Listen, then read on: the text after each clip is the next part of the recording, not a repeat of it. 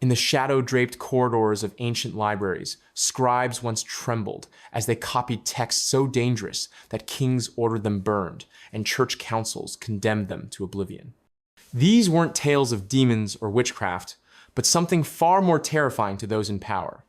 Stories of ordinary people defying empires, dying horrific deaths for their faith, and witnessing divine intervention so profound they challenged the very foundations of religious authority. Welcome to the forbidden world of the Books of Maccabees, 3 explosive chronicles that religious leaders have spent centuries trying to bury. Tonight, we excavate these banned biblical texts to uncover why they were deemed too dangerous for your eyes, too revolutionary for your mind, and too powerful for your soul. Chapter 1. The Forbidden Chronicles. The Books of Maccabees weren't simply forgotten or lost to time. They were deliberately, systematically, and violently suppressed by religious authorities who recognized the existential threat these texts posed to their carefully constructed power structures. Unlike other biblical books that offer spiritual comfort or moral guidance, the Maccabees present something far more dangerous, a blueprint for successful resistance against seemingly insurmountable odds. The first assault on these texts came during the early formation of the Christian canon. Church councils in the 4th and 5th centuries gathered in shadowy chambers, their faces illuminated by flickering candles, as they debated which books would survive and which would be condemned to darkness. The Maccabees faced immediate suspicion because they didn't fit the neat theological categories that church leaders demanded.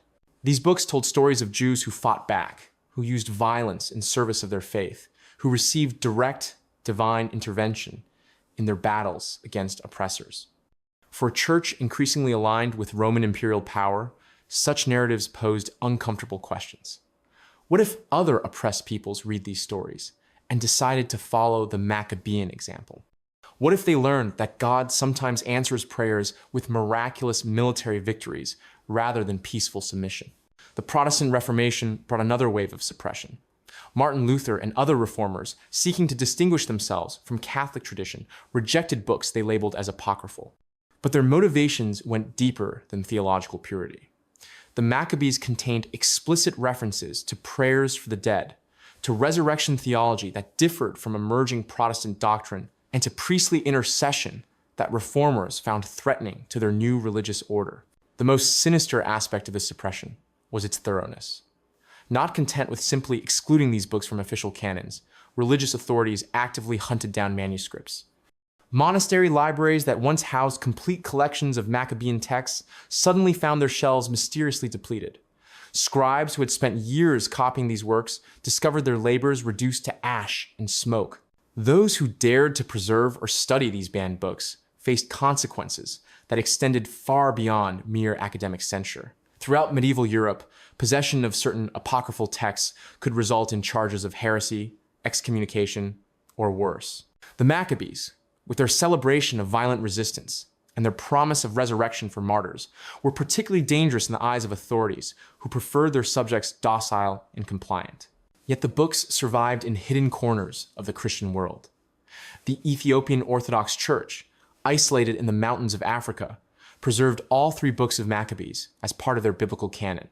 Eastern Orthodox churches maintained copies, though often with careful annotations warning readers about controversial passages. Jewish communities, despite the book's later Christian associations, continued to honor the memory of the Maccabean revolt during Hanukkah celebrations. The irony is palpable. Books that celebrated the triumph of faith over imperial oppression were themselves oppressed by religious empires. The very institutions that claim to represent the legacy of ancient Israel worked tirelessly to bury the most inspiring stories of ancient Israel's survival and triumph. What made church authorities so fearful of these particular texts? The answer lies not just in their content, but in their implications. The Books of Maccabees demonstrated that ordinary believers, when pushed to the breaking point, could successfully resist even the mightiest empires through a combination of faith, courage, and strategic violence. They showed that God's intervention in human affairs wasn't limited to ancient times or special prophets, but could manifest in the lives of desperate people who refused to compromise their beliefs. Chapter 2. Blood and Betrayal, the First Maccabees. The stage for humanity's most celebrated religious rebellion was set in the shadow of the 2nd century before Christ, when darkness fell across the ancient world like a suffocating shroud. Antiochus' 4th Epiphanes, whose very name proclaimed him a god manifest, had decided that the troublesome Jewish religion must be utterly exterminated from the earth. This wasn't merely political conquest or cultural assimilation. This was theological genocide. The horrors began with calculated desecration. Seleucid soldiers stormed into the sacred temple of Jerusalem, their boots trampling across stones where generations had prostrated themselves in prayer. They erected an altar to Zeus in the Holy of Holies, the most sacred space in Judaism, a place so holy that only the high priest could enter, and only once per year. The abomination was complete when they sacrificed a pig, an unclean animal, upon the altar, where the God of Israel had once received pure offerings. But Antiochus wasn't satisfied with mere symbolic destruction.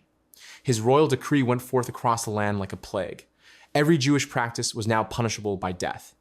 Circumcision of male infants would result in the execution of entire families. Observance of the Sabbath meant immediate crucifixion. Possession of Torah scrolls warranted burning alive.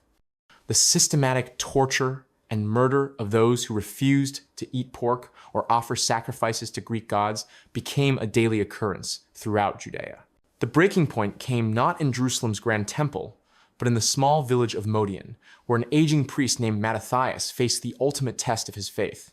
Royal officials arrived with their portable altar and their demands. The entire village was commanded to gather and watch as their respected spiritual leader would demonstrate proper submission by offering sacrifices to foreign gods. The officials had calculated correctly that breaking Mattathias would break the spirit of resistance throughout the region. They offered him gold, honors, and protection for his family. All he had to do was compromise just once, just symbolically, just enough to show others that resistance was futile. Instead, Mattathias watched in growing rage as another village Jew stepped forward, perhaps motivated by fear or greed, and approached the altar. In that moment, something snapped in the old priest's mind. Righteous fury, overwhelmed caution, and Mattathias drew his blade. The collaborating Jew fell first, his blood soaking into the earth. The royal official followed, struck down before he could even cry out in surprise. The old priest's voice rang out across the stunned crowd with words that would echo through centuries. Let everyone who is zealous for the law and supports the covenant come out with me. Then Mattathias and his 5 sons fled into the wilderness, becoming the first Jewish guerrilla fighters in recorded history. What followed was warfare unlike anything the region had ever witnessed. Under the leadership of Mattathias' son Judas, nicknamed Maccabeus, meaning the hammer, a ragtag band of religious refugees transformed themselves into an unstoppable military force. They had no professional training, no adequate weapons, no supply lines, and no hope of conventional victory against the Seleucid Empire's professional armies. But they had something their enemies couldn't understand or counter: absolute conviction that their God would deliver them or grant them glorious martyrdom in the attempt. This wasn't mere patriotic fervor or desperate bravery. This was theological warfare, where every battle became a test of divine power against human arrogance. The Maccabean tactics were brutal and effective. They struck from mountain caves and forest hideouts, appearing without warning to slaughter isolated enemy units before vanishing back into the wilderness. They assassinated collaborators and destroyed pagan altars throughout the countryside. Most terrifying of all to their enemies, they fought with the fury of men who genuinely believed death in battle would guarantee their resurrection and eternal reward. Victory followed impossible victory. At Beth Horon, a handful of Jewish fighters routed a massive Seleucid army by rolling boulders down mountainsides and attacking from multiple directions simultaneously. At Emmaus, they turned the enemy's own siege engines against them, capturing enough weapons to properly arm their growing forces. Each triumph brought more recruits and more conviction that heaven itself was fighting alongside them. The ultimate vindication came with the recapture and rededication of the temple in Jerusalem. After 3 years of guerrilla warfare, Judas Maccabeus stood in the same Holy of Holies where Zeus's altar had once defiled the sacred space. The 8-day celebration that followed would become the festival of Hanukkah, but the original participants understood it as something far more profound than a cultural victory. They had witnessed divine intervention in human history. Chapter 3. Martyrdom and Miracles. The Second Maccabees. If the first book of Maccabees revealed the power of armed resistance, the second plunged into darkness so profound that it challenged everything believers thought they knew about suffering, faith, and divine justice.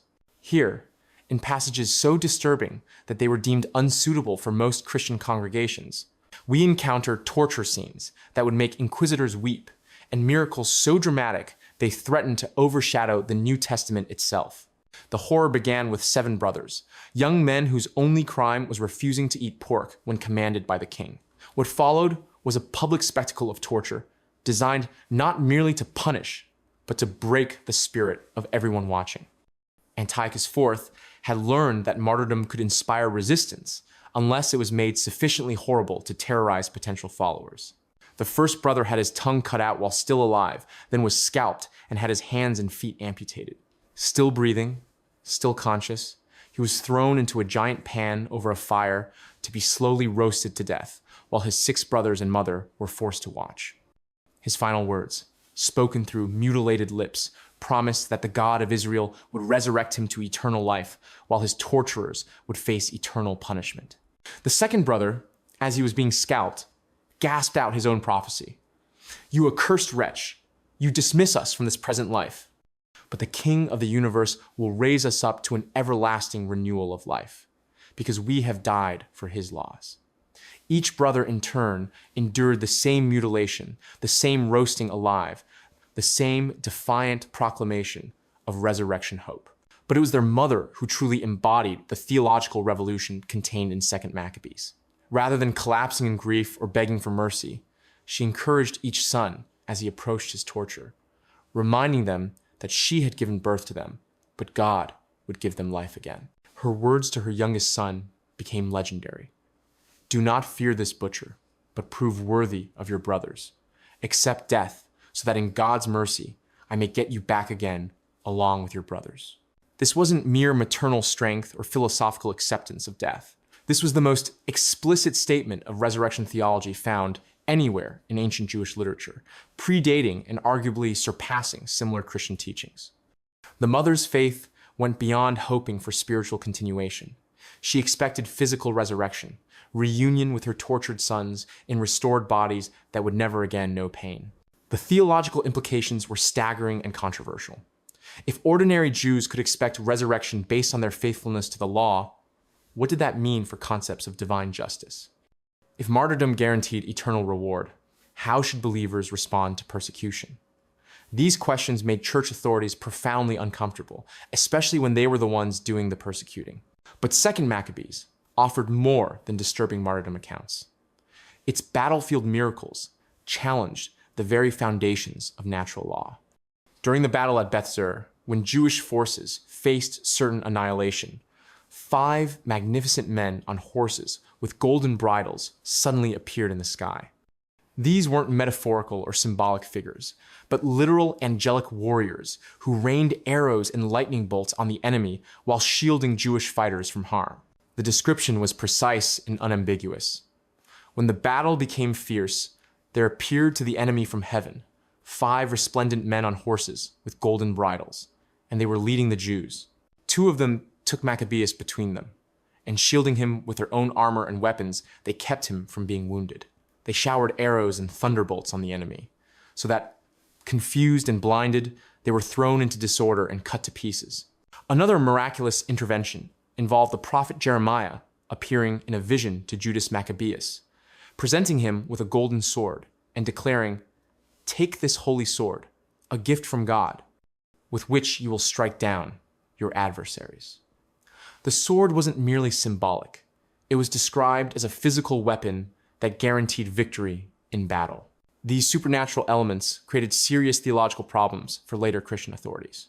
If God regularly sent angelic armies to assist faithful Jews in the 2nd century before Christ, why didn't similar interventions occur during later periods of persecution? If resurrection was available to law-observant Jews before Christ's sacrifice, What did that mean for Christian claims about exclusive salvation? The book also contained disturbing passages about prayers and sacrifices for the dead, practices that would become central to Catholic theology but were rejected by Protestant reformers. When Jewish soldiers were discovered wearing pagan amulets after their deaths in battle, Judas Maccabeus collected money to send to Jerusalem for sin offerings on their behalf, believing this would help their prospects in the resurrection. Perhaps most controversial of all was the book's clear teaching that martyrdom itself possessed redemptive power. The death of the 7 brothers and their mother wasn't presented merely as tragic, but inspiring suffering. Their torture and execution were described as sacrifices that helped turn away God's wrath from the entire Jewish people, prefiguring Christian concepts of vicarious atonement in ways that made church authorities deeply uncomfortable. Chapter 4, Divine Vengeance, the Third Maccabees. The third book of Maccabees unfolds like a nightmare from which an entire people cannot wake, set not in the familiar battlefields of Judea, but in the perfumed palaces and crowded streets of Alexandria, where the Jewish diaspora faced extinction through the twisted imagination of a megalomaniacal king whose blasphemy would provoke divine wrath beyond human comprehension. Ptolemy IV, Philopator, had tasted victory against the Seleucids and convinced himself that no power on earth could resist his will. Drunk on conquest and surrounded by fawning courtiers, he made a decision that would echo through eternity. He would force his way into the Holy of Holies in Jerusalem's temple, the sacred space where the God of Israel was said to dwell among his people. The king's procession to Jerusalem was a parade of arrogance. Accompanied by his entire court, he approached the temple not with reverence, but with the swagger of a conqueror claiming his prize. The high priest and the gathered crowds threw themselves prostrate, begging him not to commit such sacrilege, warning him that even Jewish high priests could enter the inner sanctuary only once per year after elaborate purification rituals. Ptolemy laughed at their supplications and strode toward the temple's inner courts. But as his foot crossed the threshold of the Holy of Holies, divine judgment fell like a thunderbolt. The king was struck with paralysis, so complete he could neither move nor speak. His eyes rolled back until only whites showed, and foam bubbled from his mouth as his body convulsed. The would-be god lay twitching helplessly on the sacred stones, while his terrified courtiers carried him away like a broken doll. The humiliation burned in Ptolemy's mind during his long recovery, feeding a hatred that grew more venomous with each passing day. If he couldn't desecrate the Jewish temple, he would destroy the Jewish people. His twisted logic convinced him that the Jews of Egypt, who had lived peacefully in Alexandria for generations, were somehow responsible for his humiliation in Jerusalem. The royal decree that followed was genocide disguised as administrative policy. Every Jewish man, woman, and child in Egypt was to be registered, branded with ivy leaves like cattle, and reduced to slave status. Those who cooperated would live as subhuman property. Those who refused registration would be executed immediately. The entire Jewish population was to be herded into Alexandria's hippodrome, ostensibly for the registration process. But Ptolemy's true intentions were far more sinister. The hippodrome would become a killing ground, and the instruments of death would be war elephants, massive beasts trained for battle and maddened with wine and incense. The king planned to release 500 intoxicated elephants into the crowded arena, turning the registration into a public spectacle of trampling and gore that would terrify any future resistance. The logistics of this atrocity were meticulously planned. Jewish families were stripped of their possessions and force-marched from across Egypt. Children were torn from their parents' arms to ensure compliance. The elderly and sick who couldn't travel were butchered on the spot, their bodies left for carrion birds. Alexandria's streets ran with the blood of those who attempted to escape or resist. As the designated day of slaughter approached, the Jews packed into the hippodrome knew they faced certain death. But instead of despair, something remarkable occurred. The entire community turned to prayer and fasting with an intensity that seemed to shake the very foundations of the earth. Their voices rose in unison, calling upon the God of Abraham, Isaac, and Jacob to remember his covenant with their ancestors. The appointed morning arrived with all the pomp Ptolemy could muster. He arrived at the hippodrome in golden robes, accompanied by his entire court, eager to witness the exotic spectacle of Jewish destruction. The war elephants, already massive and terrifying in their natural state, had been fed wine and frankincense until their eyes rolled with intoxicated fury. Iron-tipped spears were bound to their tusks to maximize the carnage. At the moment of truth, when the elephant handlers prepared to drive their maddened charges into the helpless crowd, heaven itself intervened with violence that defied natural law. The elephants, instead of attacking the Jews, suddenly turned on their own handlers and the Egyptian spectators. The beasts that had been prepared as instruments of genocide became agents of divine retribution. The scene that followed was carnage beyond imagination, but with the victims and perpetrators reversed from Ptolemy's plan. Maddened elephants trampled Egyptian soldiers, gored courtiers with their spear-tipped tusks, and created such chaos that the king's own guards fled in terror. The very animals that were supposed to destroy the Jewish community instead became their supernatural protectors. Ptolemy himself, watching his carefully orchestrated genocide transform into divine judgment against his own people, experienced another supernatural intervention. 2 angels appeared to him, visible only to the king, their faces blazing with such terrible glory that he fell unconscious from sheer terror. When he awakened, his memory of the persecution had been supernaturally altered, and he found himself issuing decrees protecting the Jews and punishing those who had threatened them. The reversal was so complete and so obviously supernatural that it became impossible to deny divine intervention. The same king who had planned mass extermination now proclaimed the Jews under royal protection and ordered celebrations in their honor. The story spread throughout the ancient world, creating a legend of divine protection that would inspire persecuted communities for centuries.